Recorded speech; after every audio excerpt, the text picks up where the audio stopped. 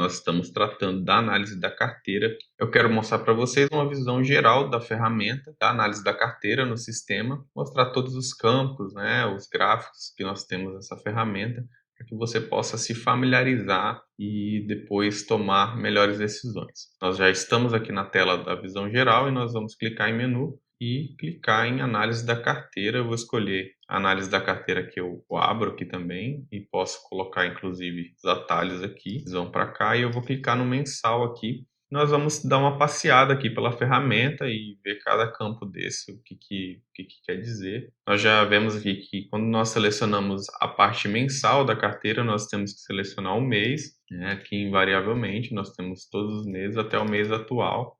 Se nós tivermos uma curiosidade, se nós tivermos lá em fevereiro, nós quisermos ir para o mês atual, nós não precisamos ir na setinha, é só a gente clicar aqui e ir para a data atual, ele já vem para o último mês, que nós estamos, no caso aqui da gravação, em outubro de 2021. Tenho como colocar em outra moeda aqui a apresentação, ele vai converter toda a nossa carteira para dólar ou para outra moeda que nós quisermos escolher, né? Vou deixar em real aqui. E aqui nós selecionamos por contas, né? Nós podemos selecionar múltiplas contas, todas as contas, ou por cada conta de corretora que nós temos aqui, se nós quisermos ter essa visão separada da nossa análise da nossa carteira. Aqui, por uma questão de ser apenas uma demonstração, vou deixar em todas as contas, vou deixar também por tipo de ativo e todos os grupos para que nós tenhamos uma visão de todos os investimentos que nós temos. A nossa posição inicial aqui, no caso em outubro, ela aparece nesse campo, né, 131 mil. Nossa posição final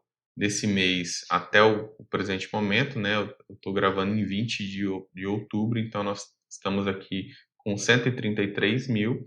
Essa movimentação que ele dá negativa aqui é a movimentação considerando as compras e as vendas, ou seja, aquilo que depende do investidor, aquilo que nós realizamos de movimentação no mês e não levando em conta aquilo que a carteira variou, né? Os valores, as cotações que houve essa variação na nossa carteira, né? Ao passar o mouse aqui no sinal de interrogação, ele vai nos dar em alguns campos o que significa esse valor, como ele chegou a esse valor. Né? Resultado projetado já é o resultado geral, né? Vamos dizer assim, incluindo movimentação, incluindo a valorização ou desvalorização dos ativos na carteira, como nós podemos ver aqui.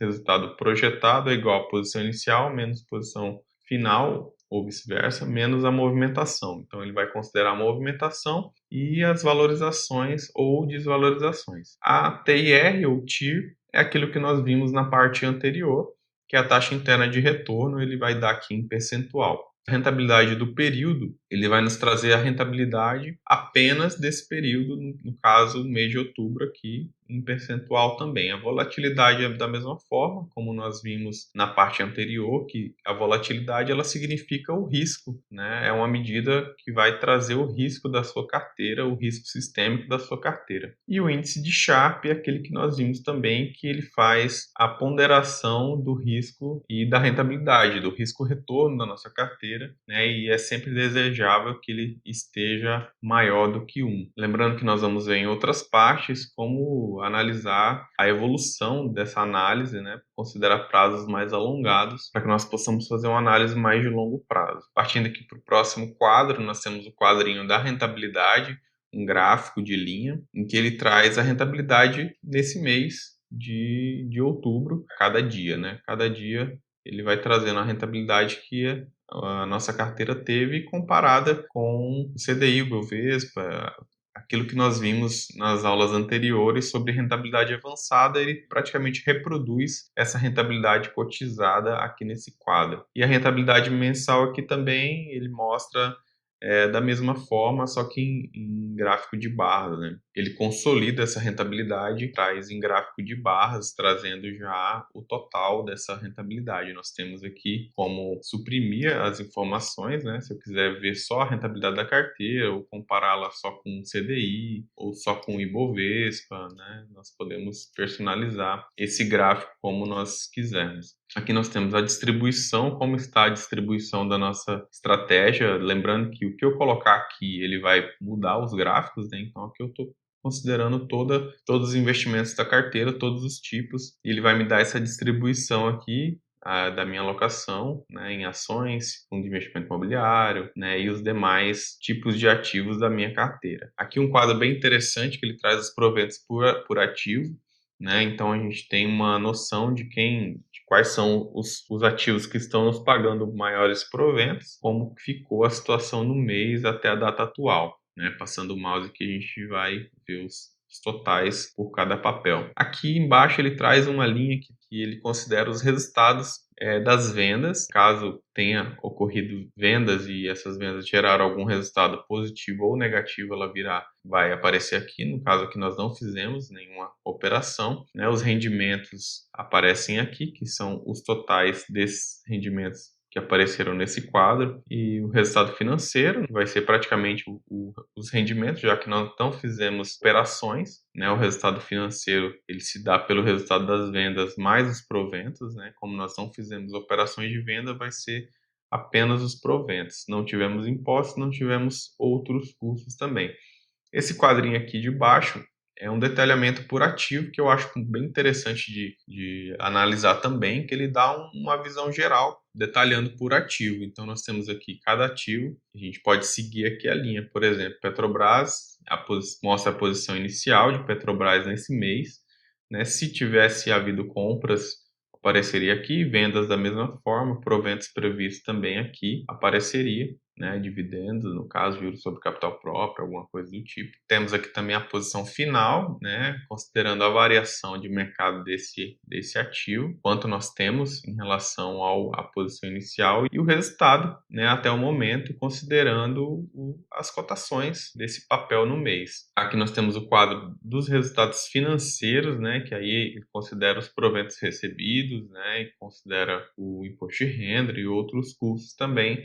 É mais para a gente ter uma visão geral, né, desses resultados e da situação que se encontra os nossos ativos. Ele traz toda a carteira separada por grupos, né, bem organizadinho, bem bacana essa tabela. Eu quero mostrar para vocês uma análise pormenorizada desses quadros. Podemos analisar de várias formas. Então eu posso selecionar aqui mensal, como eu mostrei para vocês, vendo cada mês de maneira isolada, e eu posso também ver de uma maneira a ver a evolução, né, no tempo da nossa carteira, a evolução da carteira. Então nós podemos configurar aqui, por exemplo, para começar de janeiro de 2021 desse ano e considerar aí 10 meses, né, como nós estamos em outubro, ele vai nos mostrar aí os 10 meses que se passaram já desse ano. E aqui que entra uma parte interessante da gente conhecer, que a gente pode selecionar, como eu disse, por contas, e aqui que eu consigo fazer uma análise mais aprofundada das minhas estratégias. Então, eu friso mais uma vez, é importantíssimo que você configure as suas estratégias de alocação, né, e os seus grupos de estratégia de alocação para que você possa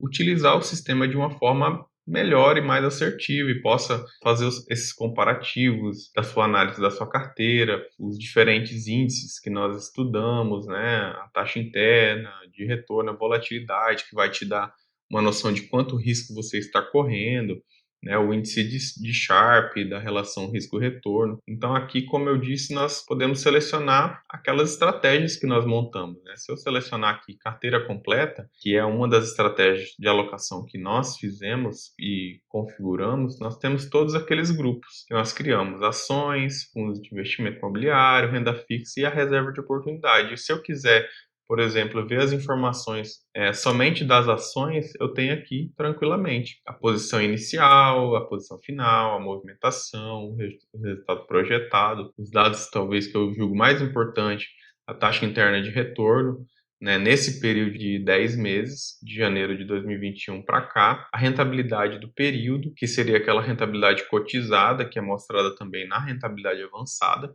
a volatilidade, que é bem característica para o grupo de ações, né?